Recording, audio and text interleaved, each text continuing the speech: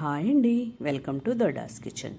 ఈరోజు మనం దొడ్డాస్ కిచెన్లో బెల్లం గవ్వలు చేసుకుంటున్నామండి. చాలా టేస్టీగా ఉంటాయి, మీరు తప్పకుండా ట్రై చేయండి. దీనికోసం నేను ఒక 1/2 kg గోధుమ పిండి తీసుకుంటున్నాను. మైదా పిండితో కూడా చేసుకోవచ్చు, అలాగే షుగర్తో కూడా చేసుకోవచ్చు అండి. గోధుమ పిండి బెల్లం మంచి హెల్దీ కాబట్టి, పిల్లలకి హెల్దీ కాబట్టి నేను వీటితో చేసుకుంటున్నాను. అందులో అవి చక్కగా ఒక 1/2 kg గోధుమ పిండి స్ట్రైనర్లో వేసి జల్లించేసుకొని, కొంచెం సాల్ట్ అలాగే బటర్ యాడ్ చేసుకొని, ఆయిల్ కూడా వేసుకొని వాటర్ పోసుకుంటూ మెత్తగా కలుపుకోవాలండి. బటర్ వేసుకున్నాను కదా, వెన్నపూస ఉన్న నెయ్యి ఉన్న కొంచెం వేసుకోండి. చక్కగా చాలా టేస్టీగా ఉంటాయండి గవ్వలు. నేను బటర్ వేసుకున్నాను, అలాగే కొంచెం ఆయిల్ కూడా వేసుకోండి. స్మూత్ ముద్దలా వస్తుంది. ఇలా చిన్న చిన్న ఉండలు చుట్టేసేసుకోండి. పిల్లలు ఉన్నారండి, నాకు హెల్ప్ చేస్తున్నారు. ఈ ఉండలు చేసుకోవడం, గవ్వలు చేయడం కొంచెం టైం టేకింగ్ ప్రాసెస్ కదా, కాబట్టి పిల్లలు కూడా హెల్ప్ చేస్తున్నారు. ఇలా చక్కగా గవ్వలన్నీ కూడా మనం ఒకసారి ఒత్తేసి పక్కన పెట్టుకోవాలి. లేదంటే మనం ఆయిల్ పొయ్యి మీద ఉంటుంది, ఈ గవ్వలు చేసుకుంటూ ఉంటే ఆయిల్ హీట్ ఎక్కిపోతుంది కదా. కాబట్టి మనం చేసుకున్నటువంటి పిండి ముద్ద అన్నిటి కూడా చిన్న చిన్న ఉండలు ఒకసారి చేసుకుని, గవ్వలన్నీ కూడా ఒకసారి చేసేసి పక్కన పెట్టేసుకుని, పొయ్యి మీద కళాయి పెట్టి ఆయిల్ వేసేసుకుని, 1 kg ఆయిల్ వేసుకున్నానండి నేను. ఎందుకంటే చక్కగా గవ్వలు మునిగిపోయి మంచిగా వేగుతాయి కాబట్టి.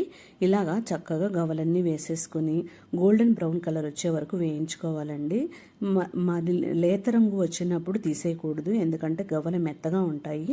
ఇలా మంచిగా రెడ్గా గోల్డెన్ బ్రౌన్ కలర్ వచ్చిన తర్వాత మాత్రమే తీసేయాలి. అప్పుడు పాకం వేసుకున్నా కూడా గవ్వలు బాగా కరకరలాడుతూ ఉంటాయండి, చాలా టేస్ట్గా ఉంటాయి.